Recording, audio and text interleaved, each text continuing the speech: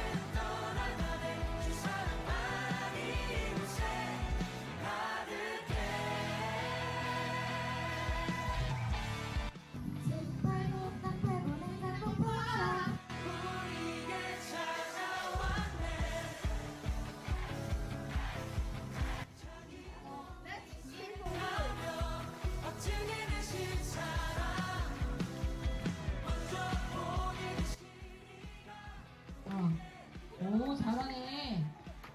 야.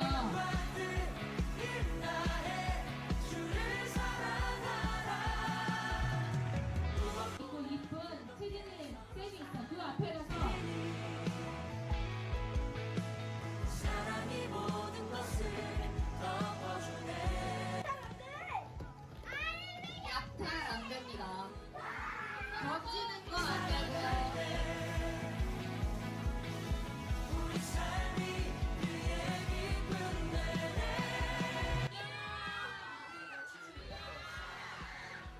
이 사랑 우리 삶에 녹여내요. 서로를 더욱 섬기고 사랑할 때 하나님 나라 희망인데 우리가 주를 더욱 노래하고 이곳에 함께 모여 찬양하니 모든 두려움과 걱정은 떠나가네. 주 사랑만 이곳에 가득해.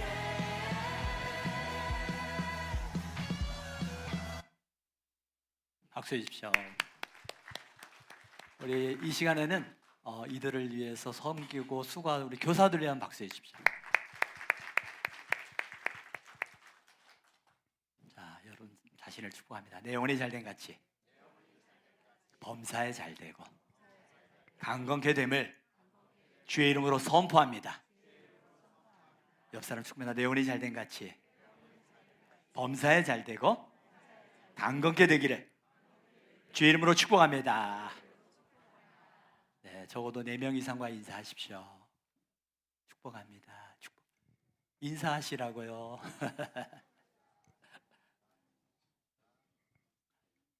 오늘 설교 제목이 뭐예요?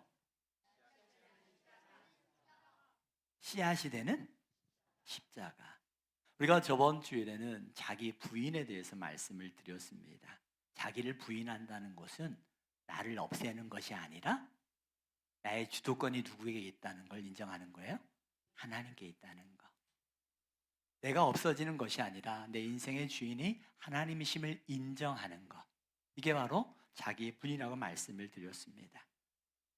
또한 예수님께서 겟세마네 동산에서 내 뜻대로 마옵시고 아버지의 뜻대로 되기를 원하는 그 고백처럼 자기 중심을 내려놓을 때 우리는 예수님을 더 닮아가는 은혜가 있는 것입니다. 그래서 우리는 이야기합니다. 우리 신앙생활의 목적은 구원이 아니라 뭐다? 다시요.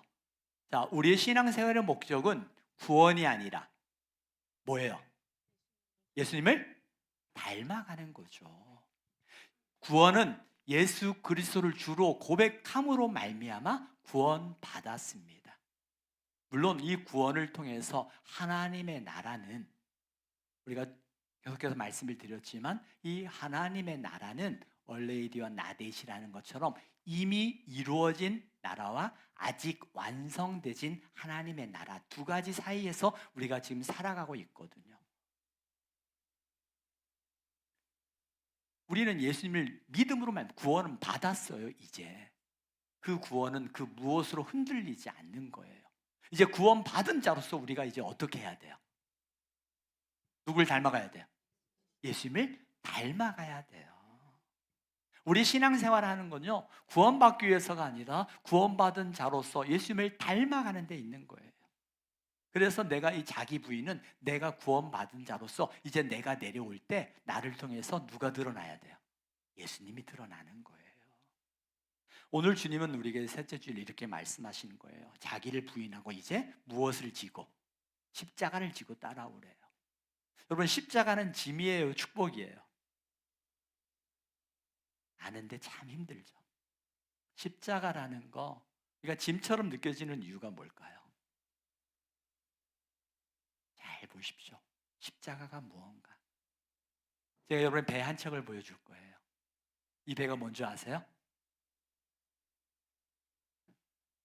이 배가 뭘 것 같아요? 네, 배 맞아요.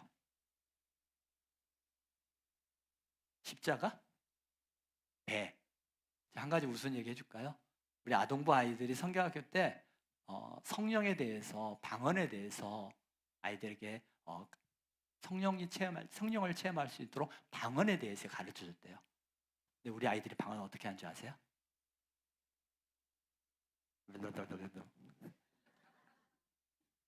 그래도 아이들의 마음속에 성령을 사모하는 마음, 그런 마음이 있으니 얼마나 예뻐요. 성령을 체험하게 되면 우리가 바라보는 것과 듣는 것과 말하는 게 달라지거든요. 자, 이 배는 뭐냐면 제너럴 셔먼호라는 1866년에 대동강변에 온 배예요. 이 배에 누가 타고 있었냐면 27살이었던 토마스라는 한 젊은 청년이 그 배에 타고 있었습니다. 이 토마스라는 이 친구는 조선이라는 땅이 아직 복음이 받아들여지지 않은 땅이라는 걸 알았어요. 그런데 그 먼 곳에서 배를 타고 오기까지 굉장히 힘들었습니다.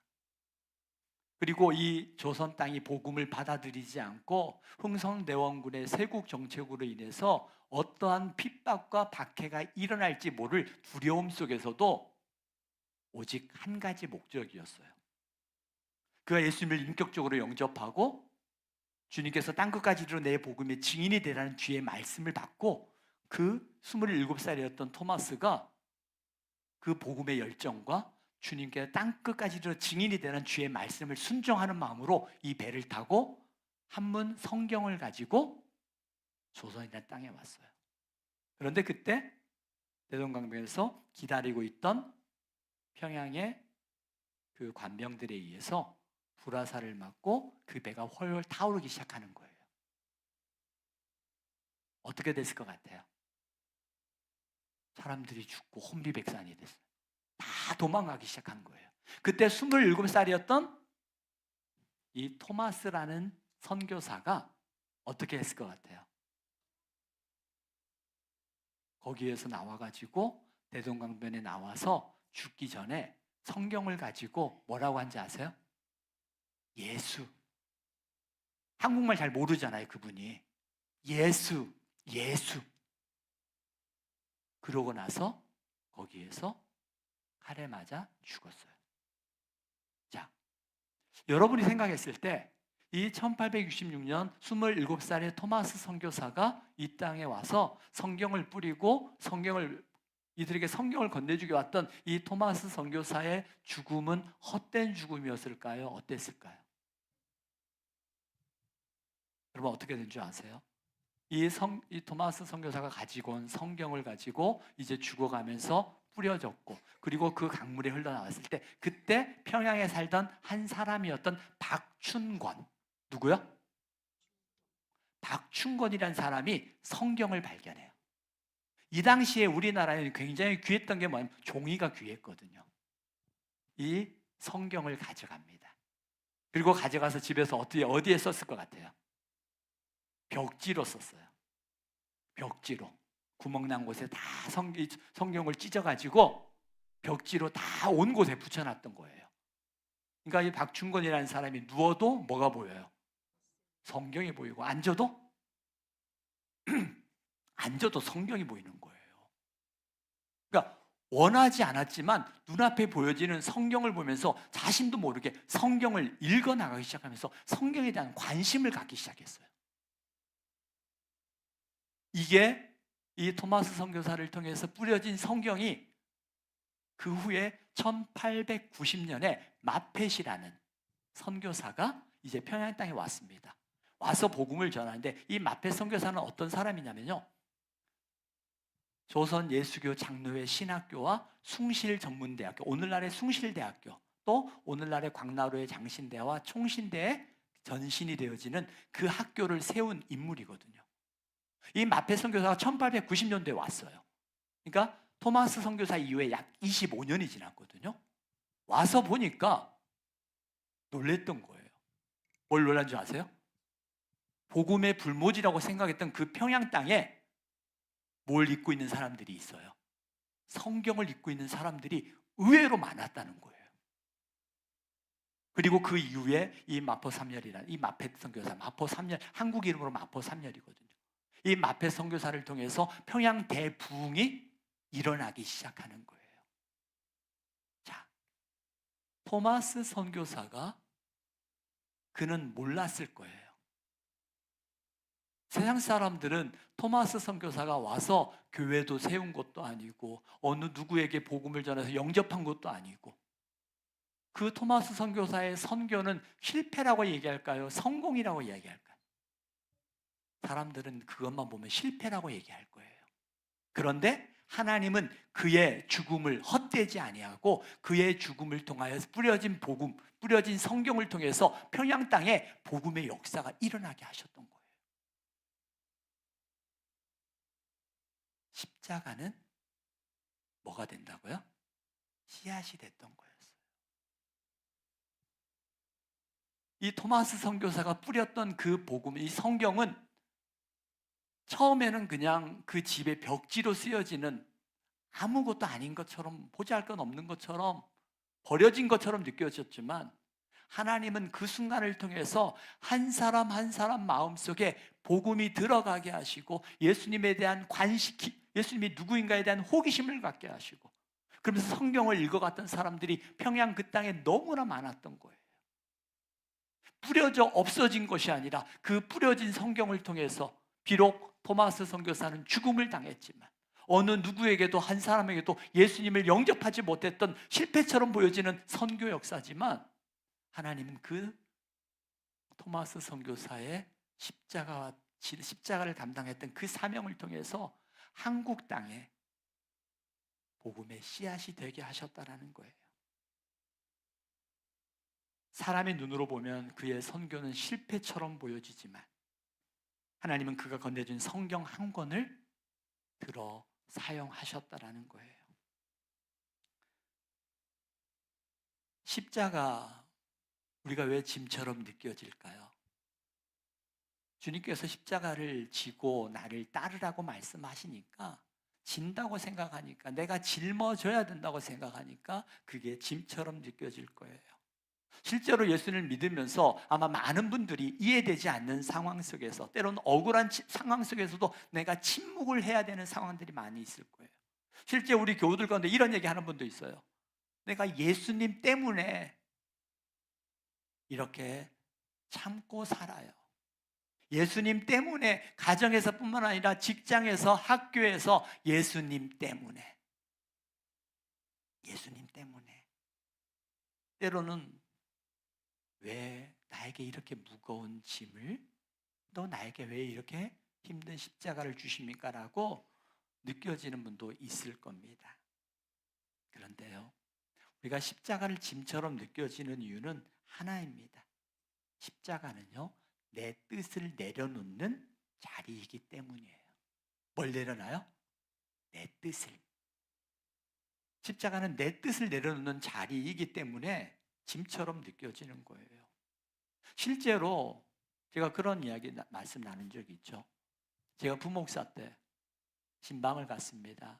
그 가정에는 그 여자 집사님 한 분만 교회를 다녔어요.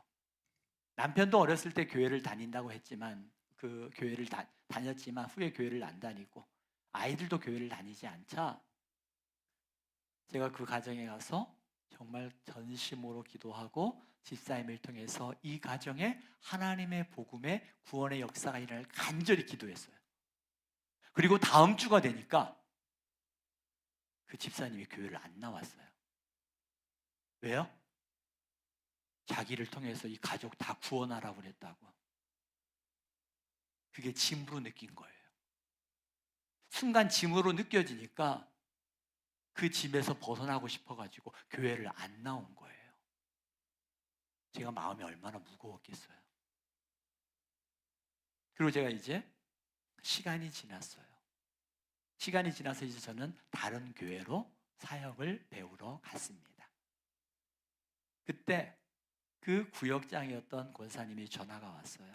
목사님, 그때 그 집사님 온 가족이 다 같이 교회 다녀요. 그때는 짐처럼 느껴졌지만 그 후에 성령께서 그 마음에 짐이 아니라 그 마음에 생각이 계속 나더라는 거예요. 내가 하려고 하니까 짐이었고 나는 못해 하면서 교회를 떠났던 거였어요. 그런데 성령께서 그 마음에 계속해서 말씀을 주시고 어느 순간 그 남편에게 또 아이들에게 복음을 전하면서 온 가족이 다 복음을 교회를 함께 다닌다라는 거예요. 제가 얼마나 감사했는지 몰라요. 십자가를 짐처럼 느껴지는 이유는요, 내 뜻을, 내 생각을 내려놓는 자리이기 때문에. 내가 하려고 하면은 짐이지만 내 뜻을 내려놓을 때 그 십자가는요, 짐이 더 이상 짐이 아니라는 거예요. 또한 성경은 이렇게 말씀합니다. 요한복음 12장 24절에 성경은 이렇게 우리에게 말씀하고 있어요. 같이 한번 읽어볼까요? 시작. 내가 진실로 진실로 너희에게 이르노니 한 알의 밀이 땅에 떨어져 죽지 아니하면 한 알 그대로 있고 죽으면 많은 열매를 맺느니라. 아멘. 한 알의 밀이 땅에 떨어져 죽지 아니하면 한 알 그대로 있고 죽으면 많은 열매를 맺느니라. 이 토마스 선교사도 마찬가지예요. 씨앗이 땅에 묻히면 사라져 없어지는 것처럼 보여지죠. 그런데 시간이 지나면 거기서 싹이 나고 꽃이 피고 많은 열매들이 맺어지는 거예요. 우리가 보았던 토마스 선교사도 그의 죽음이 헛된 것처럼 보여졌지만 그의 죽음과 그가 뿌려진 성경을 통해서 박충곤이라는 한 사람뿐만 아니라 평양 이 대동강변에 뿌려졌던 성경을 통해서 평양 땅에 수많은 사람들이 성경을 읽어나가고 주님에 대한 갈급한 마음이 생겼던 거예요. 그래서 마페 선교사가 그 이후에 복음을 전하기 시작하자 예수님을 영접했던 사람들이 물일 듯 일어나게 되어지고, 그러면서 평양 땅에 대부흥이 일어나기 시작했던 거예요. 그 씨앗은 어디였어요? 토마스 선교사의 대동강만에 뿌려졌던 성경이었다라는 거예요. 오늘 우리가 짊어져야 될 십자가, 그게 짐처럼 느껴지지만 우리가 그 십자가를 감당할 때 하나님께서 그 십자가를 통해서 맺어질 열매를 바라보라고 말씀하세요. 하나님이 일하심을 기억하라고 말씀하세요. 오늘 우리 집사님이 기도했던 것처럼 십자가를, 십자가의 씨앗이 되는 십자가, 때로는 짐처럼 느껴지고 때로는 이 세상 앞에서, 이 세상의 변화 앞에서 이 복음이 과연 믿어질까? 생각하죠. 이제 정말 우리 집사님에게 또는 챗GPT, AI, 제미나이, 아마 어린 친구들은 너무나도 익숙할 거예요. 그런데 여러분, 이제 앞으로는요, 몇 년 지나면 이 AI를 넘어서 AI 에이션트 시대가 온대요. AI 에이션트가 뭐냐면 AI 개인 비서예요. 지금은 AI에게 물어보면 답이 나오죠. 이제 조금만 지나면 이 AI 에이션트 시대는요, 내가 나 오늘 내일 치과 갈 거야. 치과 몇 시에 예약해줘. 그러면 그 AI가 내 대신 전화도 걸어주고 예약도 해주고, 시간이 안 되면 다시 시간을 변경해서 예약도 해주는 그런 AI 에이션트 시대가 곧 도래한다는 거예요. 자, 이와 같은 변화 시대에 이 말씀을 붙들고 살아간다라는 거 쉽지 않아요. 그럼에도 불구하고 2000년의 기독교 역사 속에서 수많은 변화 속에서도 하나님의 말씀이 여기까지 왔다는 건요, 여러분 기억하셔야 돼요. 눈앞에 보여지는 그 변화 앞에서도 여러분 말씀을 붙잡을 때 그 말씀이 여러분 이 세상에서 여러분을 지켜줘요. 변화에 따라가려고 하다 보면 여러분 그 변화 앞에서 사라지게 될 거예요. 예수님을 우리가 십자가라는 것, 이 세상 앞에서 이 말씀이 믿어진다라는 건요, 내 생각 가지고는 안 돼요. 제가 기도할 때 성령 하나님께서 하나님의 말씀을 믿어지게 하는 게 성령의 역사거든요. 눈앞에 보여지는 세상 앞에서 우리의 고난과 우리의 두려운 상황 속에서 주님을 바라본다라는 거 쉽지 않아요. 그런데 성경을 보니까 수많은 불뱀들이 물고 있을 때 들였던 노뱀을 바라보는 자는 산다고 그랬거든요. 실제로 살아났고요. 오늘 우리들의 삶의 문제에서 주님을 바라보는 건 말씀에 의지하여 말씀을 신뢰할 때 그게 가능한 거예요. 우리 한번 이렇게 고백했으면 좋겠어요. 이번 주에는 말씀을 살아내겠습니다. 말씀을 살아낸다는 건 뭐예요? 말씀 앞에 한번 순종해 보는 거예요. 내가 힘들고 어려울 때, 내가 화가 치밀어 오를 때, 내 그냥 여과 없이 입으로 말하는 것이 아니라 그 순간 주님 어떻게 할까요? 주님 어떻게 할까요? 나는 뒤끝이 없어가지고 막 속사포처럼 쏟아내지 말고 주님 어떻게 할까요? 주님 어떻게 할까요? 여러분 가정에서, 일터에서, 학교에서 주님 어떻게 할까요? 주님께서 내게 주실 거예요. 여러분 이 시간에 잠시 한번 성령께서 여러분 마음 가운데 가정에서, 교회에서, 일터에서 여러분 성령께서 어떻게 그 십자가를, 내가 져야 될 십자가가 무엇일까? 눈 한번 감아 봤으면 좋겠어요. 눈 감아 보십시오. 그리고 자, 따라하세요. 성령님, 가정에서, 교회에서, 일터에서, 학교에서 내가 져야 할 십자가는 무엇일까요?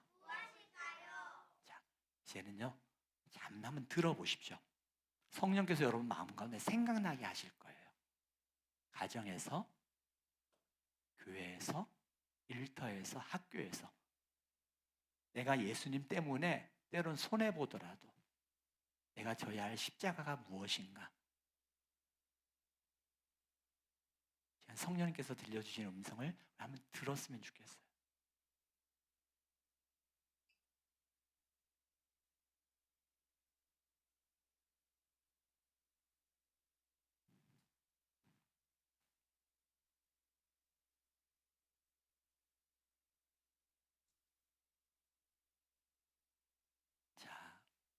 성령께서 여러분 말씀하시고 들려주시면 그걸 한번 일주일 동안 살아가는 거예요. 살아가는 거예요. 우리가 십자가를 감당할 때요, 우리의 신앙이 주는 유익이 뭐냐면 예수님을 닮아가는 거예요. 히브리서 12장 2절에서도 성경은 이렇게 말씀하고 있어요. 같이 한번 읽어보면 시작. 믿음의 주여 또 온전하게 하시는 이인 예수를 바라보자. 그는 그 앞에 있는 기쁨을 위하여 십자가를 참으사 부끄러움을 개의치 아니하시더니 하나님 보좌 우편에 앉으셨느니라. 아멘. 예수님께서 그러셨던 것처럼 우리도 예수님을 닮아가는 삶을 살게 되는 거예요. 예수님이 십자가를 피하지 아니하시고 십자가를 지셨고 그 십자가를 통해서 하나님의 뜻을 이루셨고 하나님의 뜻을 이루어짐으로 말미암아 오늘 우리에게는 그 구원의 기쁨과 감격을 주셨다는 거죠. 또 십자가를 지다 보면 고난이 올 수도 있어요. 근데 그 고난은 우리로 하여금 믿음의 성숙을 이루어주고 주님을 더 생각하게 해요. 저번 주에 한 지체가 눈이 갑자기 보이지 않은 거예요. 눈이 갑자기 보이지 않자 어떻게 했을까요? 병원에 가죠. 병원에 가고 나서 그 병원에 검사받고 그 검사가 결과가 나오기까지 그 마음에 얼마나 두려움이 컸겠어요. 그 두려움 속에 생각나는 건 딱 하나였대요. 뭔지 아세요? 수술? 예수. 예수님만 생각이 나더래요. 주님 도와주세요. 주님 도와주세요. 감사하게도 큰 문제는 아니었습니다. 그 문제를 통해서 우리로 하여금 주님을 생각하게 하고 그 주님을 통해서 우리의 신앙이 깊어지게 만드는 힘이 있다라는 거예요. 하나님은요, 이 토마스 선교사가 뿌려놓았던 씨앗, 토마스 선교사가 십자가라는 조선 땅에는 아예 어디 있는지도 모르고 그 조선 땅에는 복음을 영접하지도 복음을 접하지도 않고 조선 땅에는 쇄국 정책으로 말미암아 외국인들에 대하여 핍박을 가하는 곳, 그럼에도 불구하고 하나님이 주신 땅끝까지 이르러 복음의 증인이 되는 그 말씀에 의지해서 성경을 가지고 배를 타고 대동강변에 도착했을 때 그를 맞이했던 건 수많은 사람들의 환영이 아니라 불화살이었고 날카로운 칼날이었어요. 그럼에도 불구하고 도망가지 아니하고 대동강변에 예수 그 성경을 뿌려놓았을 때 그 성경을 통해서 조선 땅, 평양 땅에 하나님의 부흥의 역사를 이루어 나가는 씨앗이 되게 하셨다라는 거예요. 여러분들이 가정에서, 여러분의 교회에서, 여러분의 일터에서, 학교에서 내가 그 씨앗을 믿음으로 심을 때 그 순간에는 아무런 사라져 없어져 가는 것처럼 보여지지만 하나님은 그 씨앗을 통해서 하나님께서 역사하신다라는 거예요. 그 믿음을 믿는 자가 하나님의 믿음의 열매를 보게 하신다라는 거예요. 오늘의 순종이 바로 내일의 열매가 되는 겁니다. 십자가는 거창하지 않아요. 여러분 가정에서, 직장에서 내가 참아야 하는 순간에 참는 것도 십자가고요. 직장에서 때로는 손해를 감수하지만 그 속에서 내가 예수의 영광을 드러낼 때 그게 십자가인 거예요. 내가 용서해야 하는 자리, 내가 내려놓아야 하는 자리, 그 자리가 바로 우리가 짊어져야 될 십자가라는 거예요. 그때 여러분은 성령님 어떻게 할까요? 어떻게 할까요? 내 감정으로 말하지 말고 하나님이 주시는 말씀으로. 항상 말씀드립니다. 어떤 문제 앞에서 우리가 반응하는 건 1번이 감정이고 2번이 이성이고 3번이 영성이에요. 그래서 우리가 말을 아껴야 되는 이유는 감정대로 말하는 사람은요 실수가 많아요. 감정대로 말하지 말고 이성으로 말하죠. 하나님 뜻이 무엇인가? 하나님 어떻게 할까요? 라고 한번 생각해 봤으면 좋겠어요. 감정이라는 것이 때론 그 사실에 우리가 애정이를 통해서 나타나기도 하지만 그 사실을 제대로 보지 못하게 하는, 제가 한 가지 예를 들어 볼까요? 저희 아이들이 호주에서 지금 이제 워홀에 있잖아요. 농장에 있는데 어느 날 아이들이, 지금은 날씨가 좀 많이 선선해졌어요. 근데 아이들이 일하다가 조기 퇴근했대요. 그때 12시였거든요. 도대체 몇 도인데 42도래요. 그리고 2시가 되면 47도까지 올라간대요. 그래서 조기 퇴근했대요. 자, 부모 입장에서와 여러분 객관적인 입장에서 이야기가 달라요. 부모 입장은요, 아침도 제대로 못 먹어. 점심도 일하다가 그 농장에서 15분 동안 먹거든요. 이런 모든 것들을 알고 있으니까 마음이 안쓰러워요. 안쓰러운 마음에 감정으로 이 문제를 접근하게 되면 어떻게 될까요? 그런데 여러분 객관적인 입장에서 보면 아이들이 젊을 때 그곳에서 그와 같은 고생도 하고 그곳에서 식견을 넓히는 거 어때요? 좋아요. 감정으로 바라보면요, 그 문제를, 그들의 상황을 제대로 전체로 보지 못한다는 거예요. 여러분도 마찬가지입니다. 여러분도 여러분의 삶에 그 문제를 감정으로 바라보면요, 그 문제를 정확히 바라보지 못해요. 그래서 이성적으로 바라보게 되면 좀 더 넓은 시각으로 바라볼 수 있지만 온전히 바라보지 못해요. 그럼 어떻게 바라볼까? 하나님의 눈으로 바라보자는 거예요. 하나님의 눈으로 바라보면 전체 우리가 보지 못했던 하나님의 주권과 하나님의 섭리 속에 하나님의 뜻을 기대하면서 그 상황 앞에서 하나님의 눈으로 볼 수 있는 거거든요. 십자가도 마찬가지예요. 토마스 선교사가 뿌렸던 복음의 씨앗도 마찬가지예요. 여러분이 가정에서, 일터에서, 교회에서 여러분이 믿음으로 뿌렸던 그 씨앗이 없어지는 게 아니라는 거예요. 토마스 선교사는 열매를 보지 못했습니다. 그러나 그는 씨앗이 되었고 그 씨앗을 심었습니다. 그 씨앗은 한국교회 복음의 씨앗이요, 세계 선교 한국의 부흥의 씨앗이 되었던 것이었습니다. 사랑하는 성도 여러분, 십자가는 우리를 짓누르는 짐이 아니라 하나님이 사용하시는 씨앗입니다. 여러분의 믿음으로 내가 심어야 될 씨앗들, 오늘 돌아가셔서 집에 가서 아이들과 가족들이 모여서 말씀을 나눠보십시오. 우리 하엘이는, 우리 영인이는, 우리 가은이는, 우리 하늘이는, 한별이는, 또 우리 다은이도, 또 하율이도, 우리 담비도, 다인이도, 우리 하경이도, 하진이도, 우리 아인이도, 우리 아이들에게 오늘 내가 져야 될 십자가가 뭘 것 같아? 엄마는, 할머니는 오늘 말씀을 들으면서 내가 가정에서 져야 될 십자가는 이거였어. 내가 십자가를 지지 못했던 것 있으면 미안해. 할머니도 엄마도 이제 이렇게 십자가를 지려고 오늘 말씀에서, 말씀을 들으면서 결단했어. 너는 어떤 결단을 했어? 우리 서로 기도해 주자. 여러분, 가정에서 우리가 이렇게 세대가 같이 예배드리는 가장 큰 장점은요, 함께 말씀을 나눌 수 있고 그 말씀 앞에서 우리가 서로 말씀을 살아낼 수 있도록 서로가 서로에게 힘이 되어주는 거예요. 실제로 한국교회에서요, 한국 그 믿음의 가정들이 가정 안에서 그 말씀을 나누는 게 3%도 안 된대요. 어떤 조사에서는요. 여러분, 가정의 믿음의 전승을 위해서 기도하지만 가정 안에서 말씀을 나누는 게 없잖아요. 여러분, 오늘 돌아가서 집에서 말씀을 반드시 나눠보십시오. 내가 못했던 건 미안해. 내가 십자가를 져야 되는데 가정에서 내가 이제 이 십자가를 지려고 그래. 내가 잘할 수 있도록 도와줘.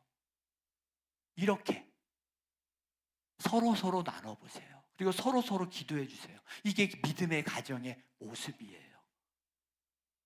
서로를 위해서 기도하고 서로를 위해서 용서하고 서로를 이해하는 가정, 하나님이 기뻐하시는 믿음의 가정이라는 거예요. 처음에는 안 될 수도 있어요.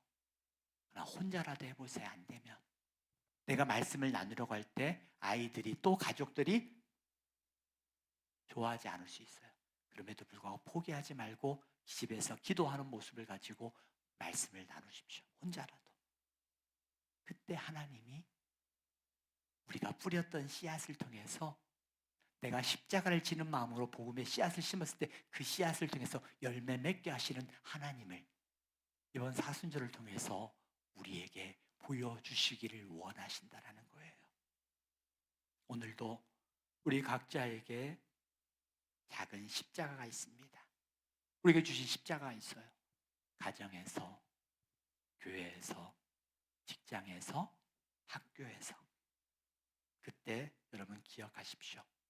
십자가를 피하지 않고 주님과 함께 지고 갈 때 그 길 끝에는 하나님의 열매, 내가 생각지도 않았던 토마스 선교사가 이 땅에 그가 뿌렸던 성경을 통해서 이런 평양의 놀라운 부흥의 역사가 일어날 걸 기대했을까요?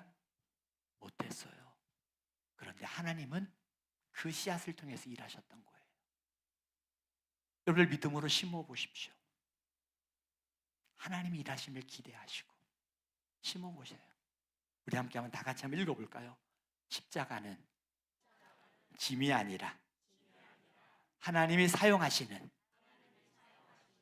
씨앗입니다. 이번 한 주간 내가 심어야 될 씨앗이 무엇일까? 가정에서, 학교에서, 교회에서, 또 일터에서 내가 심어야 될 씨앗이 무엇인지 말씀을 기억했으면 좋겠어요. 우리 함께 기도하길 원합니다. 이 시간 오늘 주신 말씀을 기억하면서 하나님, 십자가는 씨앗이라고 말씀하시고 그 씨앗을 통해서 하나님이 역사하시는데 우리는 씨앗을 심는 것에 짐처럼 느껴지고 부담스럽고 머뭇거렸던 때가 얼마나 많았는지요. 이 시간 우리 함께 결단했으면 좋겠습니다. 내가 가정에서 져야 될 십자가가 무엇일까? 내가 교회에서 져야 될 십자가가 무엇일까? 내가 일터에서, 학교에서 져야 할 십자가가 무엇일까? 위하여 기도하고 또 두 번째로 기도할 때는 주님, 내 힘으로